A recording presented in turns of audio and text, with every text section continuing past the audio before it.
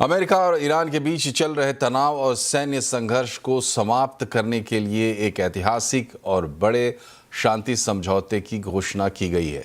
3 महीने से ज्यादा समय से चल रहे युद्ध के बाद अब शांति की उम्मीद की जा रही है। ट्रंप ने ताज़ा पोस्ट में कहा है कि स्ट्रेट ऑफ हॉर्मुज से तेल के जहाज़ों की आवाजाही शुरू हो गई है। वहीं हमारे सहयोगी चैनल CNBC के साथ खास बातचीत में अमेरिका के उपराष्ट्रपति JD वैंस ने कहा है कि डील के तहत ईरान का परमाणु कार्यक्रम अमेरिका की निगरानी में रहेगा और स्ट्रेट ऑफ हॉर्मुज में जहाज़ों की आवाजाही बढ़ेगी। Well, our expectation is that the strait is going to be opened in a toll-free way for the long term, and that's the sort of thing that we're going to figure out in these technical negotiations. You know, there are a lot of very important details to figure out that we're actually going to sit at the table and discuss together and figure out a path forward on these details. For example, they've committed to destroy and dispose of their stockpile of highly enriched material. That's the highly enriched uranium that they accumulated over the Obama administration and over the Biden administration. And what we've said is, okay, let's talk about how exactly we're going to do that.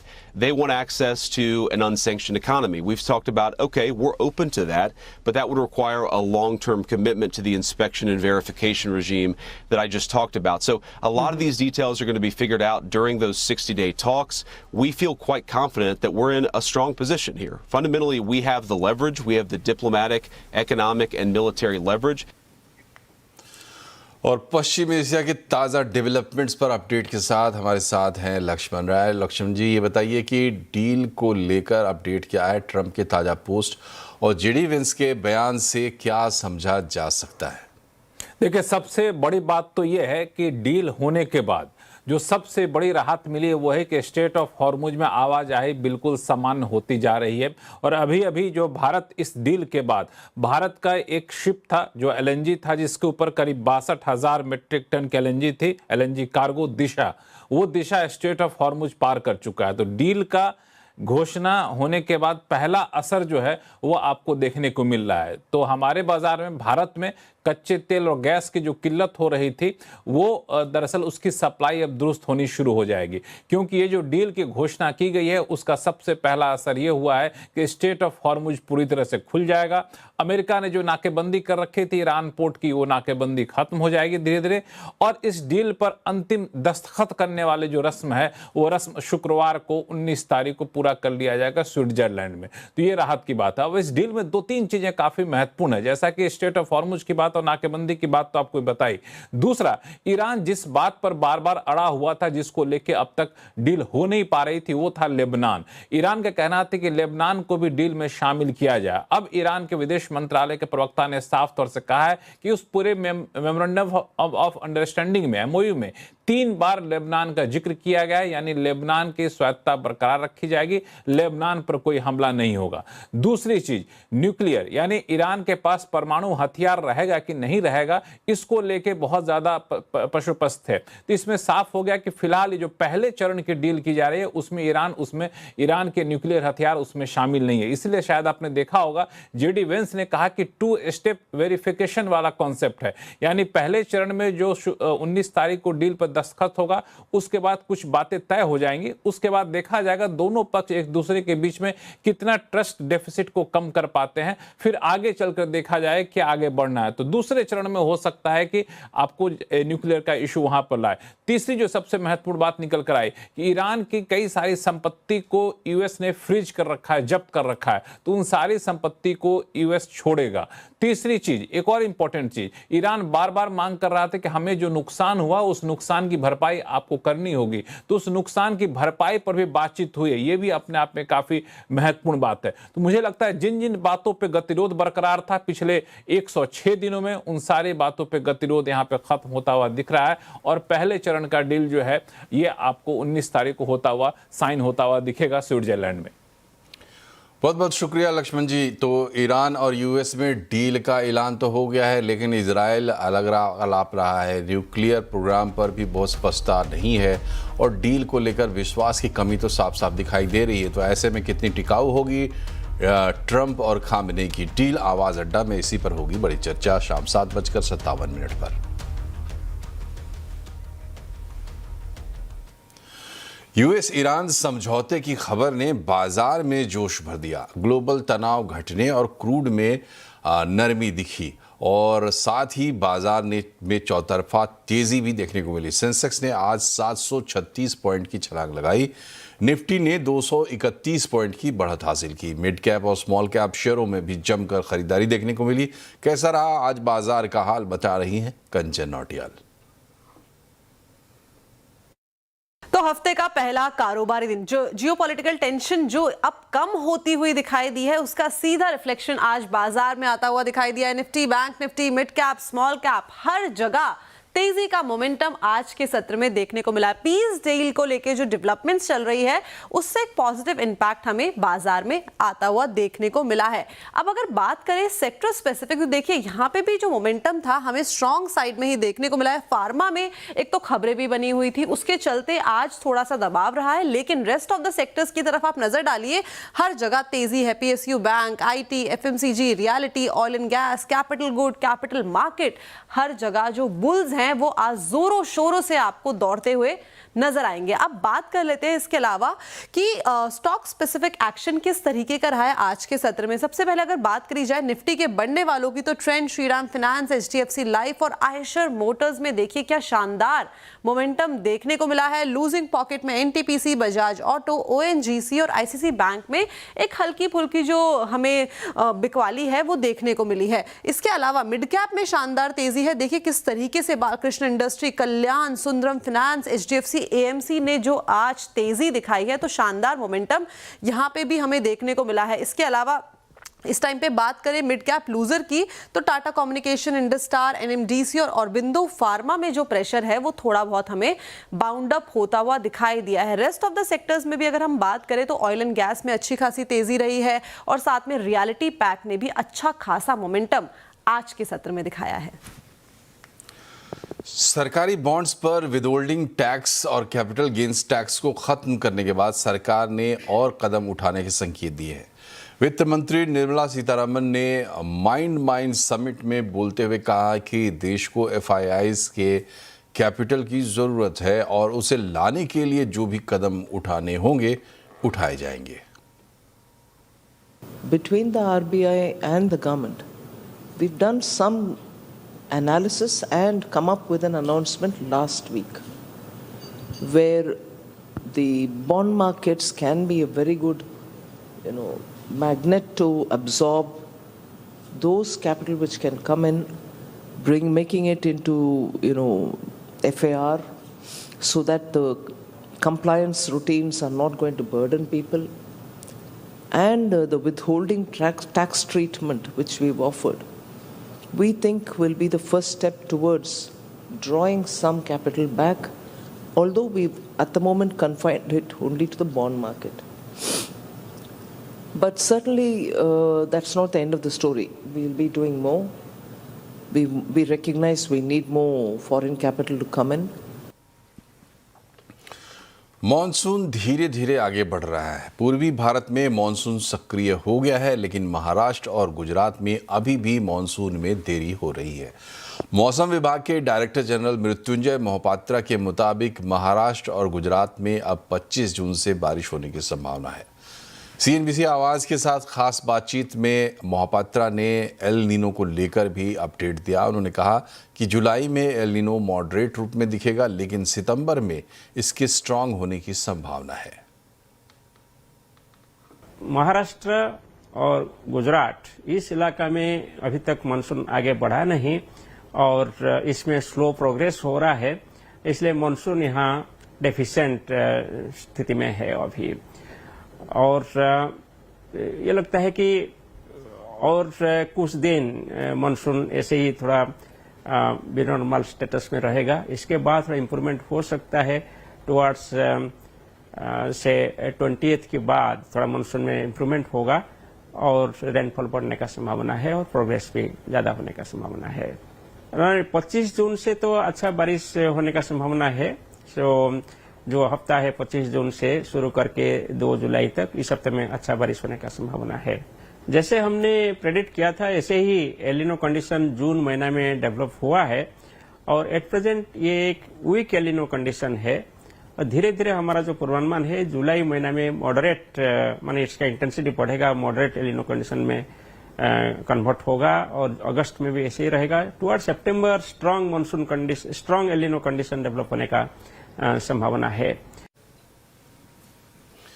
वित्त मंत्री निर्मला सीतारमण ने कहा है कि सरकार कमजोर monsoon के लिए तैयारी कर रही है। हालांकि देश में खाद्यान्न का पर्याप्त स्टॉक मौजूद है। वित्त मंत्री ने कहा कि देश में खाने पीने की कमी नहीं होगी। Monsoon every year is a challenge for any finance minister. How will it work out? Will it be sufficient? Or is it going to be patchy, that some areas are going to be dry and some others are going to have excessive rain? That's a year-long, every year concern. This year, because of the El Nino, I think we are preparing for not so good a monsoon. Of course, we have enough buffer stocks. Since last year we have maintained, so there shouldn't be a food shortage. But for farmers, it'll have an impact because this year his income will be stressed out. Bharat और America के बीच trade deal को अंतिम रूप देने के लिए अमेरिकी team अगले हफ्ते भारत आएगी। कॉमर्स सेक्रेटरी राजेश अग्रवाल ने कहा है कि 2 दिनों के दौरे पर यूएस ट्रेड सेक्रेटरी के नेतृत्व में आने वाली टीम के साथ बैठक में भारत से होने वाले एक्सपोर्ट पर जारी जांच पर भी समाधान निकालने की उम्मीद है। पूरी डिटेल बता रहे हैं आलोक प्रियदर्शी। बिल्कुल, देखिए, इंडो यूएस ट्रेड डील को लेकर वाणिज्य मंत्रालय की तरफ से बड़ी जानकारी सामने आई है। अगले हफ्ते यूएस ट्रेड रिप्रेजेंटेटिव की अध्यक्षता में एक टीम भारत आ रही है, जो कि 2 दिनों के दौरे में जो भारत और अमेरिका के बीच में अंतरिम ट्रेड डील होने वाली है उसको फाइनल टच देने का काम करेगी। वाणिज्य सचिव राजेश अग्रवाल ने बताया कि इस दौरान जो विवादित मुद्दे हैं, खासतौर से जो भारत की तरफ से एक्सपोर्ट हो रहा है, जिस पर अमेरिका की तरफ से सेक्शन 301 और 302 के तहत जांच बिठाई गई है, इस मुद्दे का भी इस बैठक के दौरान समाधान निकलने की उम्मीद है। जो यूएस ट्रेड रिप्रेजेंटेटिव हैं जेमिसन गियर, उनकी 1-to-1 मुलाकात वाणिज्य मंत्री पीयूष गोयल के साथ भी होने वाली है।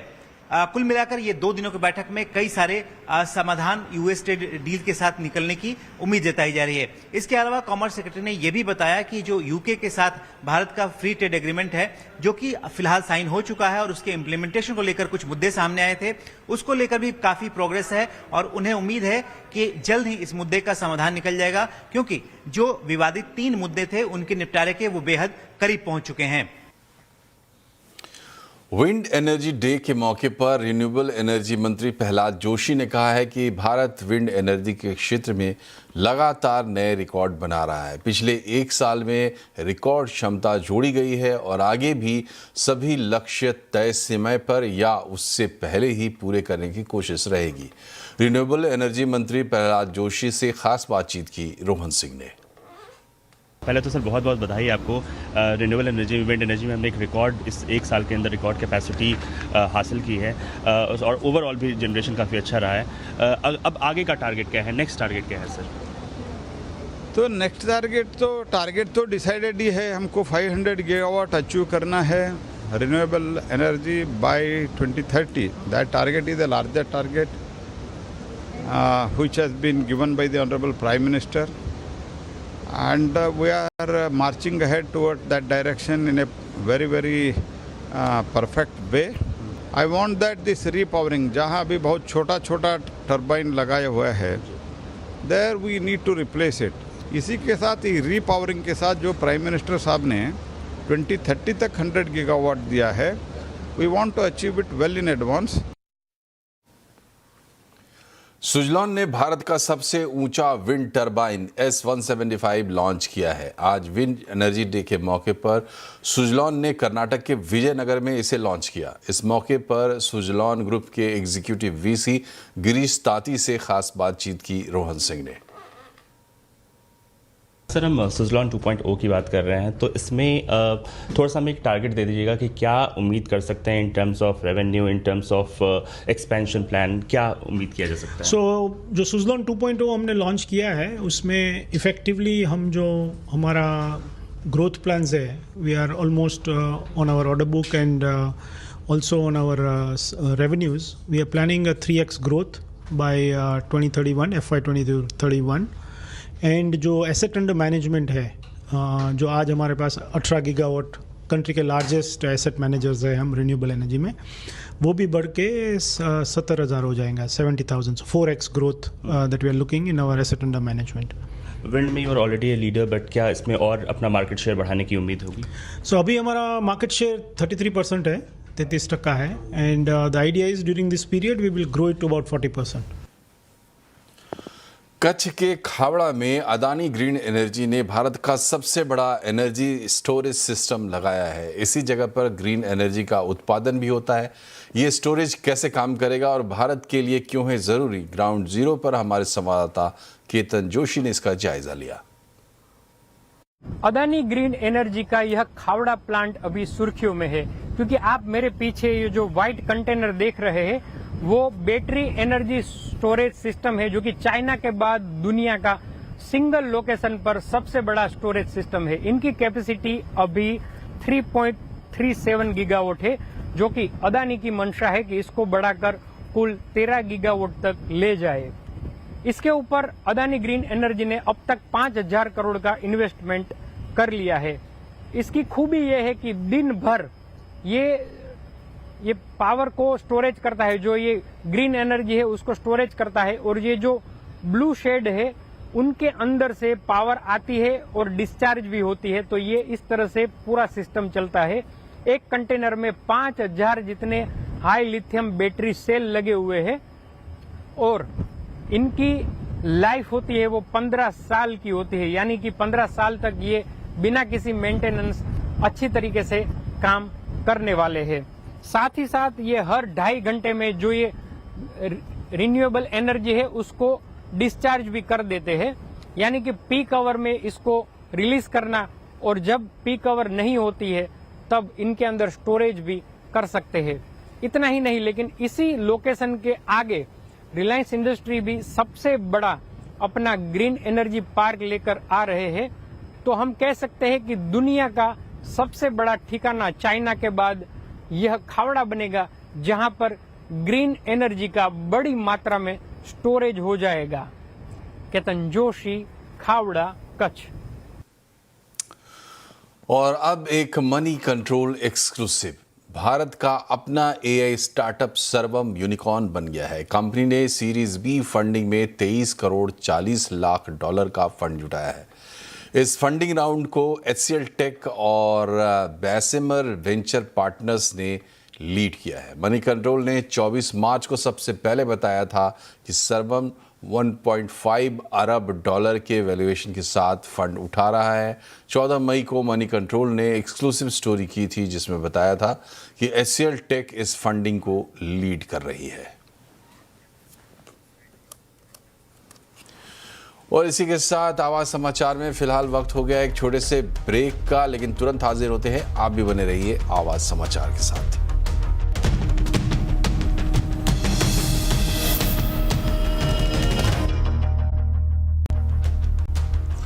ब्रेक के बाद एक बार फिर से आपका स्वागत है आवाज समाचार में. नोएडा इंटरनेशनल एयरपोर्ट से कमर्शियल फ्लाइट्स की शुरुआत हो गई है.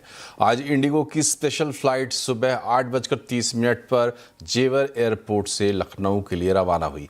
इस फ्लाइट में 172 किसान भी जेवर से लखनऊ गए. ये वही किसान हैं जिन्होंने इस एयरपोर्ट के लिए अपनी ज़मीनें दी थी और विकास की इस कहानी के हिस्सेदार बने. लखनऊ पहुंचने पर मुख्यमंत्री योगी आदित्यनाथ ने इन किसानों से मुलाकात की और उनका आभार जताया. 1 जुलाई से यात्रियों को नोएडा एयरपोर्ट से और नोएडा एयरपोर्ट के लिए नियमित उड़ानें मिलने लगेंगी.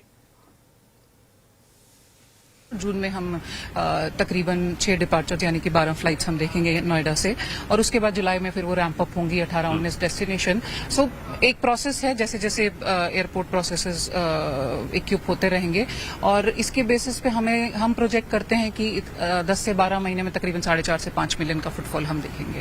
इंटरनेशनल कब से हम शुरू करने की? इंटरनेशनल का काम स्पीड से चालू है, सो हम एक्सपेक्ट करते हैं कि इस साल के खत्म होने से पहले इंटरनेशनल ऑपरेशन शुरू हो जाएंगे. मर्सिडीज ने अपनी बेहद popular luxury sedan S class का पहला plug in hybrid model S450e launch कर दिया है। इसकी एक शोरूम कीमत 2 करोड़ 30 लाख रुपए से शुरू होकर 2 करोड़ 38 लाख के बीच है। इसमें 3 लीटर इंजन के साथ इलेक्ट्रिक मोटर भी दी गई है, जिसका पावर आउटपुट 435 हार्स पावर है। इस कार में 15 एयर बैग्स दिए गए हैं। सीट बेल्ट में भी एयर बैग्स लगे हुए हैं। इलेक्ट्रिक मोड में फुल चार्ज में आप इसे 115 किलोमीटर तक सफ़र तय कर सकते हैं। नई S450e की बुकिंग शुरू हो चुकी है। इसकी डिलीवरी अक्टूबर 2026 यानी इस साल फेस्टिवल सीजन से शुरू होगी।